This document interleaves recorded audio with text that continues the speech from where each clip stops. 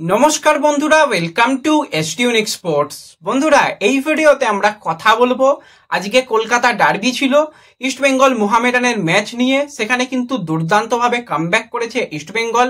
সেই ম্যাচ নিয়ে হালকা কথা বলার সাথে সাথে আমরা আলোচনা করব ইস্টবেঙ্গল দলকে নিয়ে। কোথায় ঠিক সমস্যা? হেক্টর আর যদি আনোয়ারের জুটি ইস্টবেঙ্গলের ডিফেন্সে খেলে তাহলে কি সমস্যা মিটবে, নাকি আরো অন্য কোনো জায়গায় সমস্যা রয়েছে এই দলটার মধ্যে? সমস্ত নিয়েই কিন্তু আমরা আলোচনা করব এই ভিডিওতে। তাই ভিডিওটা শুরু থেকে শেষ পর্যন্ত দেখো, আর ভিডিও ভালো লাগলে লাইক শেয়ার করে দিও। আর যারা চ্যানেলে প্রথমবারের জন্য এসেছো মনে করে চ্যানেলটাকে সাবস্ক্রাইব করে নিও, তাহলে তোমাদের প্রিয় দলের খেলার সমস্ত আপডেট তোমরা এখানে পেয়ে যাবে। তো চলো আর দেরি না করে ভিডিও শুরু করা যাক। তো প্রথমেই যদি আজকে আমরা সিএফএল এর কলকাতা ডার্বি নিয়ে কথা বলি, কারণ এই মুহূর্তে ইস্টবেঙ্গল একদম সেরা ছন্দে রয়েছে। তারা প্রথমের দিকে একটা ম্যাচ ড্র করেছিল, তারপর কিন্তু টানা প্রতিটা ম্যাচেই তারা দুর্দান্ত ফুটবল খেলেছে এবং ম্যাচ জিতেছে। সকালের ভিডিওতেই তোমাদের জানিয়েছিলাম যে আজকে ইস্টবেঙ্গলের কাছে কিন্তু একটা বড় চ্যালেঞ্জ। কেন চ্যালেঞ্জ? আজকে ইস্টবেঙ্গল কিন্তু ঘরের মাঠে খেলবে না, কারণ ঘরের মাঠে খেললে একটা সমর্থকরা থাকে সেখানে, এই মাঠটায় অনেক দিন খেলছে, সেই সুবিধাটা থাকে, বোঝাপড়া অনেক ভালো হয়। আর সেখানে নৈহাটিতে গিয়ে খেলতে হলে নৈহাটিতে গিয়ে মাঠটাকে বুঝতে বুঝতেই অনেকটা সময় চলে যায়। তো সেই রকম ভাবেই কিন্তু আজকে ইস্টবেঙ্গল দুবার পিছিয়ে পড়েছিল। প্রথম দিকে মোহামেডান কিন্তু গোল করে তারা এগিয়ে যায়, পরবর্তী সময় জেসিনটিকে সে কিন্তু গোল করে দলকে কামব্যাক করায় এবং সমতায় ফিরিয়ে আনে। আবার সেকেন্ড হাফে ইস্টবেঙ্গলের ডিফেন্সের উপর প্রচন্ড পরিমাণে প্রেসার করেছে মোহামেডান। সেই জায়গা থেকে কিন্তু একটা দারুণ গোল আমরা দেখতে পেয়েছি আদিত্যর কাছ থেকে। বেশ কিছু আমরা ভালো সেভ দেখলেও কিন্তু সেটা সেভ করতে পারেনি, গোল হয়ে যায়। এবং শেষের দিকে আবারও সেই জেসিনটিকে সে কিন্তু গোল করে ইস্টবেঙ্গলকে সমতায় ফেরায়। আজকের ডার্বি ম্যাচ কিন্তু 2-2 গোলে ড্র হলো। দুবার ইস্টবেঙ্গল পিছিয়ে পড়েছিল, দুবারই কামব্যাক করেছে। এবার অনেকে বলবে প্লেয়াররা খারাপ খেলেছে। এতদিন প্লেয়াররা তো ভালোই খেলছিল। ফুটবলে কোনোদিন ভালো কোনদিন খারাপ যায়, কারণ একটা দল সব সময় ভালো খেলতে পারে না। আজকে হয়তো দিনটা ছিল না, আজকে হয়তো ম্যাচ জিততে পারেনি। আজকে যদি ইস্টবেঙ্গল হেরেও যেত কিছু বলার ছিল না, কারণ মোহামেডানের তো কিছু হারানোর ভয় নেই। তারা ফ্রি ফুটবল খেলেছে, তাদের উপর কোনো চাপ নেই। তারা উল্টে এত ভালো আজকে পারফরমেন্স করেছে, তাদের প্রশংসা অবশ্যই করতে হয়। প্রতিটা প্লেয়ার 100% দিয়েছে। ইস্টবেঙ্গলের উপর একটা বিরাট চাপ রেখেছিল এবং ইস্টবেঙ্গলের আক্রমণ ভাগের প্লেয়াররা আজকে কিছুটা দেখে মনে হলো গা বাঁচিয়ে খেলছে, কারণ তারা সিনিয়র দলের প্লেয়ার এবং তাদের আইএসএল খেলছে। আইএসএল এর পরের ম্যাচটা অ্যাওয়ে ম্যাচ, তাদের ব্যবহার করবে কোচ কার্লেস কোয়াদ্রাস, সেই কারণে একটু মনে হলো গা বাঁচিয়ে খেলছে। তো ওভারঅল কিন্তু আজকে একটা ভালো খেলা হয়েছে। এবার আজকে একটা খেলার মধ্যে একটা ঘটনা দেখা গেল যে মোহামেডানের কোনো সমর্থক মাঠের মধ্যে একটা রাইফেল জাতীয় কিছু নিয়ে গিয়েছিল। এবার সেটা খেলনা নাকি সত্যিকারের জিনিস নাকি কি, সেটা তো আমরা ভেরিফাই করিনি, কিন্তু এই জিনিসগুলো কিভাবে মাঠে অ্যালাও করলো সেটাই হচ্ছে প্রথম একটা ব্যাপার। এবং এগুলো ঠিক না, যেটাই নিয়ে গেছে সেটা কিন্তু ঠিক না। খুব সম্ভবত সেটা একটা খেলনা হতে পারে, কিন্তু যেভাবে এটা চারিদিকে ছড়িয়ে পড়ছে জিনিসটা নিয়ে আমার মনে হলো বলা দরকার, সেই কারণেই তোমাদের সঙ্গে শেয়ার করলাম। তো যাই হোক, এই জিনিসগুলো থেকে মনে হয় একটু দূরে থাকাটা ভালো। ম্যাচ গেল। এবার যদি আমরা কথা বলি ইস্টবেঙ্গলের সিনিয়র দলকে নিয়ে, তো সিনিয়র দল কিন্তু যথেষ্ট চাপে রয়েছে। শুধুমাত্র কোচ যে চাপে রয়েছে সেটা নয়, প্লেয়াররাও চাপে থাকবে, কারণ ডুরান্ড কাপে হার, এসিএল এর ম্যাচে হার, কোয়ালিফিকেশনের ম্যাচে হার, আইএসএল এর প্রথম ম্যাচে হার, পরপর কিন্তু ম্যাচ হেরেছে ইস্টবেঙ্গলের সিনিয়র দল। তাহলে হারছে কেন? কোথায় সমস্যা?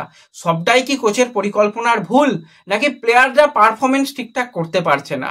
তো দুটো জায়গাতেই কিন্তু গলদ রয়েছে। প্রথম হচ্ছে প্লেয়াররা ফিট নয়, কোচের পরিকল্পনা অনেক বেশি এই দলকে নিয়ে, বলতে গেলে এক্সপিরিয়েন্স প্লেয়ারদের আলাদা আলাদা পজিশনে খেলিয়ে দেওয়া হচ্ছে, নতুন করে নতুন নতুন কম্বিনেশন তৈরি করা হচ্ছে।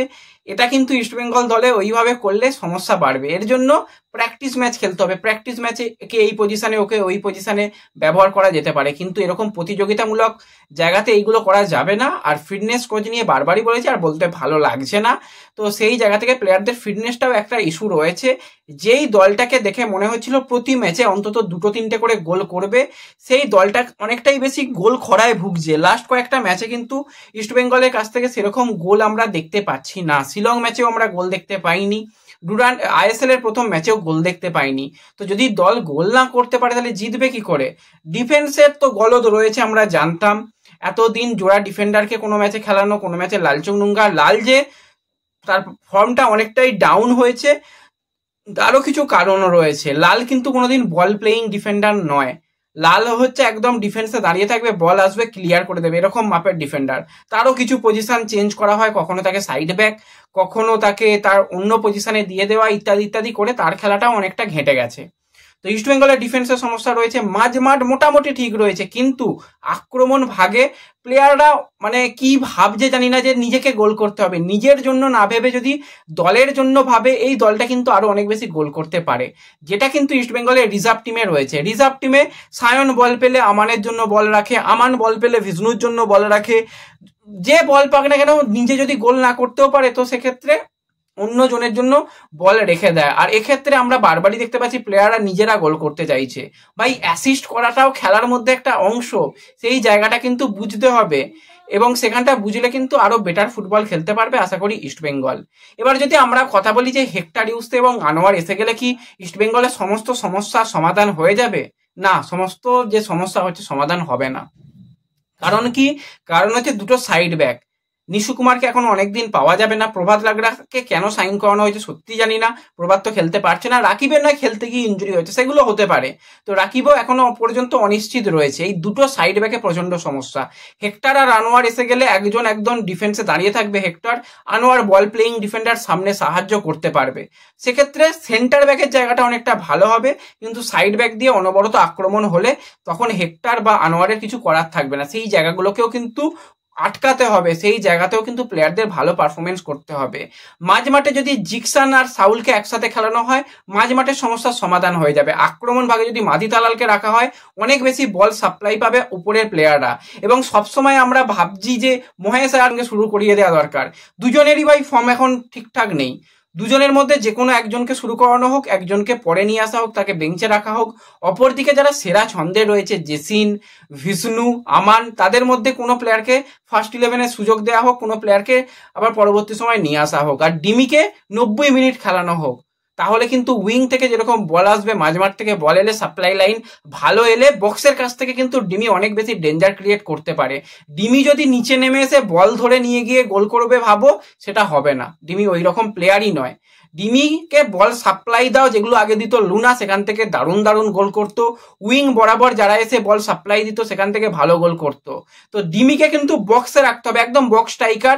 সেখানে দরকার হলে পেনাল্টি আর্ন করবে, ভালো গোল করবে বক্সে বল পেলে। সেখান থেকে ফিনিশিংটা তো ডিমির ভালো, এটা তো মানতে হবে যে গোল করতে পারে, গোল কানা নয়। কিন্তু তাকে যদি মাঝ মাঠ থেকে বল নিয়ে গিয়ে গোল করতে হয়, তো সেক্ষেত্রে সে আটকে যাবে। এই জায়গাগুলো প্রথমে ঠিক করতে হবে, যে দুটো উইঙ্গার যারা রয়েছে তাদের উইঙ্গারদের ভালো পারফরমেন্স করতে হবে। আর যারা উইং ব্যাক বা সাইড ব্যাক রয়েছে, এই চারটে জায়গাতে কিন্তু problem. Left wing, right wing, দুটো জায়গাতেই problem. Left back, right back, এইগুলোতে প্রবলেম। এই যদি চ্যানেলগুলো ঠিক করতে পারে কোচ কার্লেস কোয়াদ্রা ঠিকঠাক ভাবে, তাহলে এই দল কিন্তু অনেক ভালো পারফরমেন্স করতে পারবে। এবার খেলায় হার জিত থাকবে, কিন্তু দল যদি ভালো খেলে, সে ক্ষেত্রে কিছু অনেকটা মানে বলা কিছু যায় না যে ঠিক আছে কোনোদিন লাক খারাপ গেছে গেছে। কিন্তু দল যদি না দাঁড়াতেই পারে, 60 মিনিটের পর দল যদি চুপচাপ দাঁড়িয়ে যায়, সেক্ষেত্রে কারোরই ভালো লাগবে না এত ভালো দল হওয়ার পর। তো সেক্ষেত্রে এইগুলোই যদি ঠিকঠাক করা হয়, তো অনেকটাই মনে হয় ভালো কিছু হবে। তো পরিকল্পনা বেশ কিছু হয়েছে, সেগুলো নিয়ে পরে আলোচনা করা যাবে। কেরালা দলকে নিয়েও আরো ডিটেলে আলোচনা করে দেব। তো এই ভিডিওতে এটুকুই আপডেট শেয়ার করার ছিল। ভিডিও ভালো লাগলে লাইক শেয়ার করে দিও। তো দেখা হবে পরবর্তী ভিডিওতে। ধন্যবাদ।